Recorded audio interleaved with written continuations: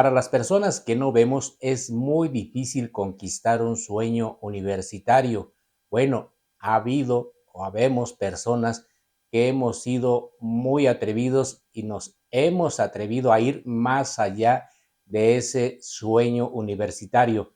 Aquí vas a escuchar en el audiolibro los retos, los desafíos que enfrentamos para ir precisamente más allá de un sueño universitario.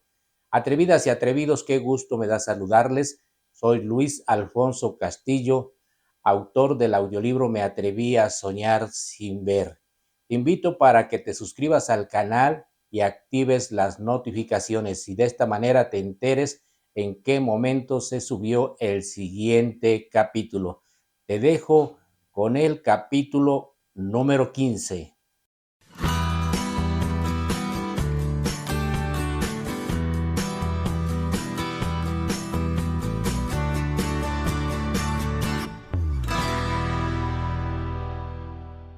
Más allá del sueño universitario.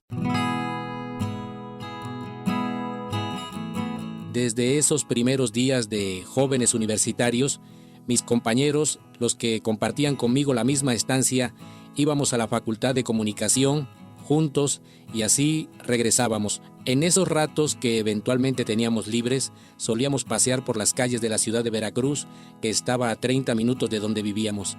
En medio de un sofocante calor, que a veces superaba los 40 grados, recorríamos los puestos de artesanías del viejo malecón, donde también aprovechábamos para ver las embarcaciones ahí atracadas.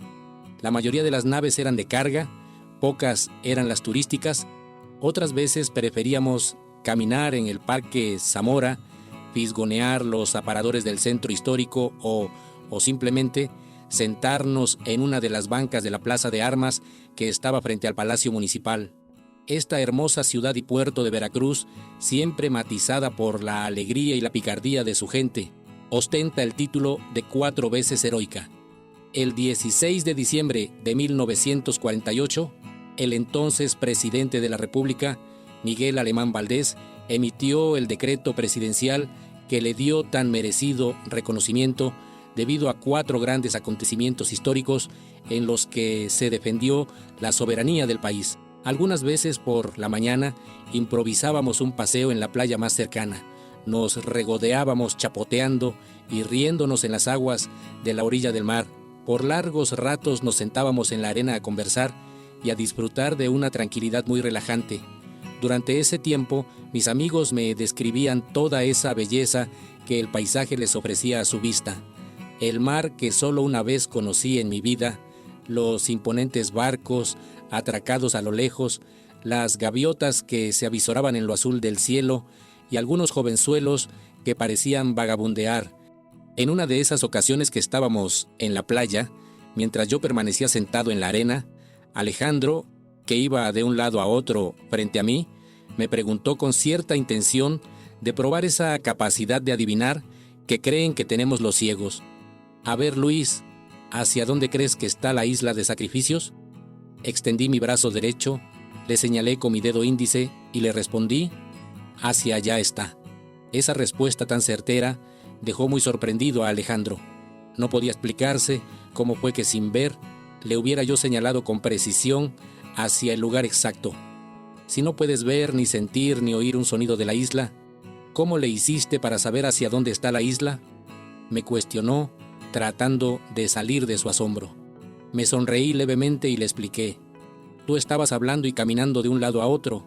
Oí que de repente te detuviste, giraste tu cabeza para ver hacia la isla y luego hiciste la pregunta. Me di cuenta de todos esos movimientos solo oyendo hacia donde se dirigía tu voz. Hay ciertas cositas lógicas que las personas que ven las pasan desapercibidas porque creen que no las necesitan. Sin embargo, los ciegos sí observamos con especial atención esas cositas lógicas porque son buenas referencias para guiarnos. Ese tipo de anécdotas nunca faltaron en mi vida universitaria. Incluso varias fueron muy chuscas, como aquella que ocurrió por la noche en la pensión de doña Lucy. Todos estábamos estudiando porque al día siguiente presentaríamos un examen parcial. De pronto nos quedamos sin energía eléctrica y todos los focos se apagaron. Los muchachos, ante la imposibilidad de ver sus libros o sus apuntes, salieron apresurados de sus cuartos para averiguar la causa del apagón. Jorge, uno de los estudiantes de ingeniería que revisaría los fusibles del switch, al ver que yo seguía leyendo mis apuntes en braille, comentó con ironía: «A ese Luis le vale madres que se haya ido la luz, él sigue estudiando sin preocupación». Cuando cursábamos el cuarto semestre de la licenciatura, Rolando, un compañero al que conocíamos como Chala, nos invitó a compartir un departamento que rentaría junto con otro compañero que se llamaba Javier. Alejandro, Ángel y yo aceptamos el ofrecimiento porque mensualmente pagaríamos menos por el hospedaje. La casa era de 2 pisos, se ubicaba a 3 cuadras de Villa del Mar, una playa muy visitada por los turistas. En la planta baja vivían los dueños, don Ismael y doña Ubalda. Eran un matrimonio de edad avanzada, que tal vez tendrían 70 años. Junto con ellos vivían su hijo Ismael, un solterón de 35 años, y su hija Norma, con sus hijos Dante y Lupita. La planta alta de la casa la tenían desocupada y esa parte es la que nos rentarían a nosotros. Un sábado por la tarde nos mudamos a lo que sería nuestra nueva vivienda. Por la noche, después de que terminamos de instalarnos, Chala hizo notar que había cierta timidez entre nosotros, a pesar de que ya nos conocíamos. Sin pensarlo mucho y con una sonrisita picarona, nos propuso: «¿Qué les parece si nos echamos una botellita para romper el hielo?». La propuesta fue bien aceptada por todos, unos tragos de whisky, botana y música, con un volumen moderado. Efectivamente, rompieron esa frialdad que había entre nosotros, y no solo eso, también sirvieron para conocernos un poco más. Chala, que se esmeró en servir los vasos con licor, era bajito de estatura, tenía los músculos bien marcados. Según él, sabía algo de defensa personal, era el inconfundible costeño alegre y muy dicharachero. Javier, que se encargó de amenizar la reunión, poniendo diversos temas musicales en la radiograbadora, siempre se veía muy serio en la facultad, aunque en realidad no lo era tanto. Por ser el de más estatura que nosotros, Chala lo apodó el Grande. Ángel se distinguía por ser un conversador muy inteligente. En su modo de hablar era notorio su gusto por la lectura. Llegó a ser presidente de la mesa directiva de la sociedad de alumnos en la facultad. De ahí que solíamos decirle el Presi. Alejandro era el más jovencito de nosotros y el más inquieto. Él fue el primero en trabajar como reportero antes de terminar la licenciatura. Creo que a mí siempre me percibieron como alguien muy dedicado a estudiar. Y tenía que hacerlo. Mis aspiraciones y mi condición de becado me lo exigían. Por esa percepción y por ese cariño que me tenían, a Chala se le ocurrió ponerme el mote de El Máster. En ese pequeño grupito había tanta solidaridad que llegamos a concebirnos como una familia. Cada vez que estudiábamos, procurábamos que todos sacáramos las mejores calificaciones. Ellos se turnaban para grabarme libros y apuntes en cassettes. Si alguien no entendía un tema, no faltaba quien se lo explicara. Si íbamos a la disco, íbamos todos o no iba nadie. En una ocasión les dije que no los acompañaría a la disco, solo para probar si me habían estado llevando por una especie de compasión. Pensé que, si eso era cierto, se irían sin mí muy tranquilos. Pero no fue así, muy seguros me dijeron: «Pues si tú no vas, tampoco vamos nosotros». Todas las veces que me vieron estudiar hasta las 4 o 5 de la mañana, ellos también se quedaron a estudiar hasta esas horas. Javier me lo comentó en la última reunión que tuvimos en el departamento. Cuando tú estudiabas hasta la madrugada, aunque tuviéramos sueño, no dejábamos los apuntes porque tú no lo hacías. Si veíamos que, por fin, te ibas a descansar, aventábamos las libretas y nos íbamos corriendo a dormir. Entre nosotros, esa fue siempre la norma. Si nuestras pachangas eran hasta la madrugada, también hasta la madrugada debíamos estudiar. Durante esa temporada universitaria que siempre añoraré, también tuve buenas amigas. Verónica fue la más atenta y cariñosa conmigo. Mis compañeros decían que era la más hermosa del grupo. Aunque no la veía, en su voz y en su trato, podía sentir la ternura que irradiaba, incluso podía percibir la belleza de su rostro y de su cuerpo. Una tarde que estaba con ella sentado en una banca, en el patio de la escuela, me leyó algo que me había escrito. Decía: si supiera que con dar mi vida tú pudieras volver a ver, yo daría con mucho gusto mi vida para que tú pudieras ver. Esas palabras se quedaron grabadas para siempre en mi corazón. ¿Pudo haber sido mi novia ideal? Nunca lo supe, nunca lo intenté. Tal vez, entre las secuelas de mi timidez y lo exquisito de su belleza, existía una distancia que parecía inexorable. Un buen día, el amor llegó con otra compañera que se llamaba Graciela. Era bonita y tan seria que casi no sonreía. Una tarde que no tuvimos clases, nos fuimos a caminar al malecón y nos sentamos en una barda.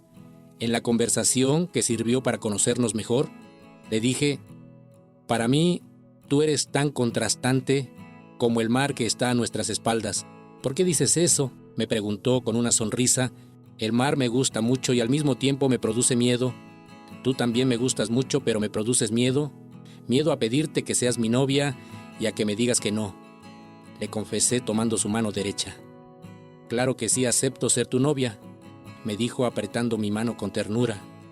Un beso en los labios que atestiguó el mar fue el inicio de un noviazgo que, en la brevedad del tiempo, se fue como había llegado.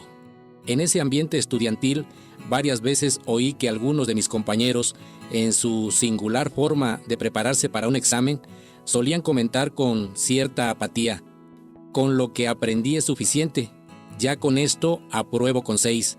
Desde que me inicié como estudiante con discapacidad en una escuela regular, me convencí que para alcanzar 10 de calificación hay que prepararse aspirando al 100. Pensaba: si me va bien logro el 10 y si me va mal obtengo 9. Pero aquel que solo estudia para alcanzar 6, en el supuesto que le vaya bien, únicamente conseguirá esa calificación. En caso contrario, si le va mal, estará reprobado. Con esa convicción que siempre tuve de conquistar las mejores calificaciones, cursé la licenciatura en Ciencias y Técnicas de la Comunicación. Los resultados siempre fueron muy favorables. Eso me valió que en el 6º semestre el presidente municipal del Ayuntamiento de Boca del Río, Ramón Ferrari Pardiño, me entregara la medalla Honor al Mérito Ciudadano como mejor estudiante de educación superior durante ese año. Antes de que terminara el último semestre de la licenciatura, en la facultad me entregaron otro reconocimiento por las calificaciones que obtuve en mi trayectoria universitaria. Esa incesante búsqueda por un alto aprovechamiento tenía una razón fundamental para mí. Frente a la discriminación y al rechazo que padecemos las personas con discapacidad, sabía que un mejor aprovechamiento escolar me daría mejores posibilidades en el mercado laboral. Los 8 semestres de la licenciatura en Ciencias y Técnicas de la Comunicación transcurrieron. Con ellos se fue la mejor etapa de mi vida como estudiante. En el penúltimo día de clases nos dieron una despedida similar a la novatada. Sí, con cubetazos de agua a todos los que próximamente egresaríamos de la carrera. Javier y yo, que andábamos en el patio de la facultad, nos sentamos en una pequeña banqueta de uno de los salones. «Espérame tantito, ahorita regreso», me dijo y se alejó de mí. Tal vez habrían pasado 5 minutos cuando sorpresivamente sentí un chorrazo de agua sobre mí y oí unas risotadas. Eran Javier y Chala quienes, desde la planta alta del edificio, me habían hecho la travesura. Enseguida bajaron, todavía venían riéndose. Chala, que venía cargando una cubeta, me la entregó y me dijo: «Máster, ahora te toca a ti mojarnos». Por supuesto que no perdí la oportunidad para desquitarme. Les lancé los cubetazos de agua como ellos lo habían hecho conmigo. Así dio inicio una especie de batalla campal con chorros de agua que iban en todas direcciones en el patio y que no tardó en dejar mojados a todos los alumnos que por ahí estábamos. Al día siguiente, la despedida fue muy distinta. Desde las 5 de la tarde, un sonido con grandes bafles instalado en el patio empezó a animar a esa comunidad universitaria que ya estaba ávida de divertirse. 4 muchachos se dedicaron a llenar unos tambos metálicos con botellas de cerveza y bloques de hielo. Algunos grupitos de estudiantes que ya traían tremendas botellas de licor no tardaron en servirse el preciado líquido, combinado con refresco de cola en vasos de unicel. A las 7 de la noche inició su actuación con candentes melodías la Orquesta de Salsa de la Universidad Veracruzana. De eso se trataba, de festejar bailando que habíamos terminado la carrera. Ángel, que venía sonriendo y bien acompañado por 2 alumnas, se acercó hasta donde estábamos conversando, Chala, Alejandro y yo, y con un vaso en la mano nos dijo: «Salud, máster, salud, muchachos». En un par de horas, los embriagadores tragos de licor y el ritmo de la música afrocaribeña mostraron sus efectos. A las 11 de la noche, sorpresivamente se oyeron sonar las notas de El Son de la Negra en los instrumentos de un mariachi que, entre aplausos y gritos muy mexicanos, iba entrando al plantel. Por más de 1 hora estuvimos canturreando un amplio repertorio de canciones rancheras. Al sonar las melancólicas golondrinas, iniciamos el reparto de abrazos. Los recuerdos de tantos momentos maravillosos se agolparon en nuestros corazones, a tal grado que hubo quienes no pudieron contener sus lágrimas. El martes de la semana siguiente, a la 1 de la tarde, nos reunimos en el Teatro Francisco Javier Clavijero, que estaba en el primer cuadro de la ciudad de Veracruz. Autoridades de la Facultad de Ciencias y Técnicas de la Comunicación nos habían convocado a la entrega de cartas de pasantes. En esa ocasión tan especial, nuestras compañeras lucían un elegante vestido largo color crema. Los hombres íbamos ataviados con un traje azul marino y camisa blanca. En pocos minutos el recinto se llenó totalmente. Estábamos ahí congregados más de 150 alumnos de los 3 grupos que egresábamos. Nos acompañaban familiares y amigos. La licenciada Malena González, directora de la Escuela para Ciegos de Córdoba, llevó un grupo de casi 30 personas. La mayoría eran ciegos y débiles visuales. Algunos tenían otro tipo de discapacidad y otros eran voluntarios de la Escuela de Rehabilitación. Las autoridades universitarias se instalaron en sus lugares. El maestro de ceremonias saludó al público. Luego de unas palabras de bienvenida, presentó a cada una de las personalidades que estaban en el presidium. Al terminar, invitó a pasar al licenciado Alberto Juárez, director de la facultad, quien, visiblemente emocionado, pronunció un solemne discurso para todos los recién egresados. La tan esperada entrega de cartas de pasantes dio inicio. Entre sonoros aplausos, mis compañeros iban pasando a recibir su reconocimiento. Cuando escuché que el maestro de ceremonias pronunció mi nombre, sentí que una emoción invadió todo mi ser. Alejandro y yo nos levantamos de nuestros asientos, me tomé de su brazo derecho y subimos al estrado por una de las escaleras laterales. Al pasar frente al presidium, cada una de las personalidades estrechaba mi mano y con efusividad me felicitaban. Cuando el director de la facultad me entregó la carta de pasante, el prolongado aplauso que me estaban brindando se acrecentó en todo el teatro. La emoción de ver a un joven con ceguera graduarse como profesionista fue incontenible. Al terminar el evento, mis padres, mis compañeros con discapacidad y otras amistades, salimos del recinto hacia la playa del Hotel Mocambo. La licenciada Malena González nos invitó a celebrar mi graduación en ese hermoso lugar. Nos divertimos mucho riendo, bromeando, degustando refrescos y algunos bocadillos. En esa algarabía conocí a la psicóloga Miriam Ruiz Ponce, una colaboradora de Ciegos Fundación Roma. Quizás sabía que yo había sido uno de los fundadores del Centro de Rehabilitación y de mi activismo a favor de las personas con discapacidad. Tal vez por eso, cuando me saludó, me dijo, apretando mi mano derecha: «Eres un gran cerebro en un gran corazón». Después de haber terminado de estudiar la carrera, en noviembre de 1991, me titulé como licenciado en Ciencias y Técnicas de la Comunicación. La normatividad de la Universidad Veracruzana establecía que aquellos alumnos que concluyeran sus estudios con promedio de 9 o más en exámenes ordinarios se podían titular sin hacer tesis ni examen profesional. Por el promedio de 9.6 en mis calificaciones, en el acto protocolario, el jurado también determinó titularme con mención honorífica. A 10 años de haberme quedado totalmente ciego, mi realidad era muy distinta. El esfuerzo que hice junto con familiares, maestros y amigos para que mi vida cambiara había valido la pena. En esa ceremonia de titulación tan significativa para mí, fue maravilloso oír a mis catedráticos decirme: muchas felicidades, licenciado Castillo. Aunque ya era un profesional de la comunicación, mi interés por conocer más sobre locución y producción de radio me motivaron a inscribirme en el prestigiado Centro de Capacitación Raúl del Campo Jr. Es una institución dedicada a la preparación de locutores, cronistas deportivos y productores de radio que está en la Ciudad de México. El fundador del Centro de Capacitación, don Raúl del Campo Jr., fue un productor de radio muy prestigiado de aquella emisora llamada la XEW, a la que también se le conoció como la voz de la América Latina desde México.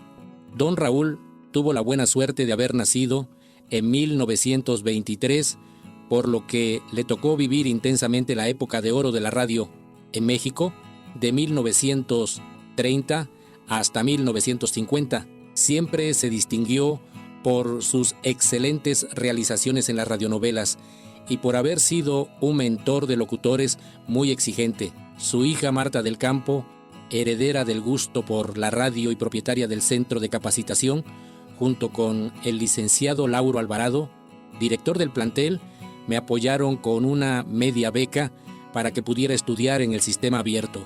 Durante año y medio, cada sábado a las 2 de la madrugada, salía en autobús de Córdoba, a las 7 llegaba a la Ciudad de México.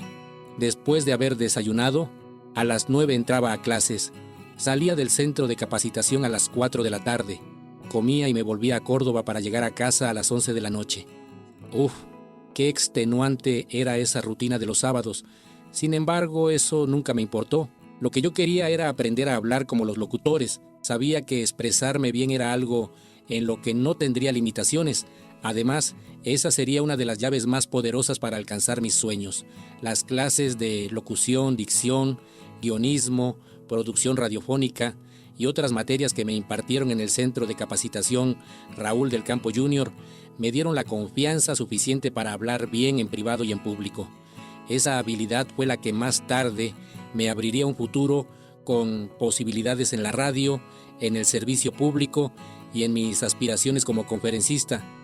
Haber estudiado el bachillerato, la licenciatura en comunicación y la especialidad en producción radiofónica había sido un camino muy escabroso.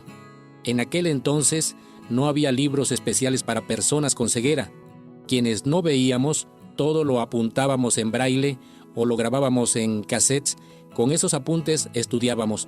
No podíamos negar que de alguna manera teníamos acceso al conocimiento, pero era muy difícil estudiar con esas herramientas tan limitadas. En el año 2000, mi amiga Sonia García, quien era directora de un centro de rehabilitación para ciegos en Monterrey, me invitó a la presentación del libro De la oscuridad formé mi propio sol, en el cual incluían mi biografía.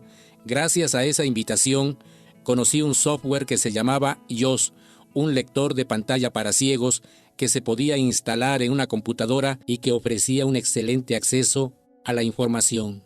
En la ceremonia de presentación del libro, compartieron conmigo la mesa José Ignacio Suárez y su esposa Mónica, que sí veía.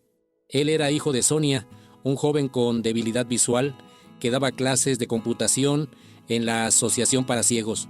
Mónica me habló de las ventajas del JAWS. Es un software que le permite a las personas con ceguera escribir y leer en Word, Excel, navegar en Internet, enviar y recibir correos electrónicos y trabajar con otros programas, me comentó muy entusiasmada. En una ocasión me enseñaron un lector de pantalla, pero el compañero, que también era ciego, le pedía mucha ayuda a una secretaria que sí veía, y eso no me gustó, porque sentí que el lector no me daría independencia. Le comenté: este programa sí le da mucha independencia al usuario para que pueda estudiar o trabajar, me aclaró Mónica con mucha seguridad. Al mes siguiente de esa interesante conversación, le pedí a Mónica que me vendiera el lector de pantalla y el equipo de cómputo. Mi salario como regidor del Ayuntamiento de Córdoba me permitió hacer un gasto que parecía muy alto. Pero no fue un gasto, fue la mejor inversión que hice. La computadora y el JAWS me abrieron aún más las puertas del conocimiento. y otras excelentes oportunidades de trabajo. Con el lector de pantalla superé todas las limitaciones que tuve antes con el braille y los cassettes. Tiempo después lo instalé en la computadora de Cafés Baza de Córdoba, una empresa en la que trabajé como asesor de publicidad en el área de mercadotecnia. En agosto del año 2000 ingresé al sistema de enseñanza abierta de la Universidad Veracruzana para estudiar la licenciatura en Derecho, una profesión que implicaba leer mucho y para la cual no existían libros en braille. Afortunadamente, el YOS y mi equipo de cómputo me dieron mucha accesibilidad al conocimiento jurídico.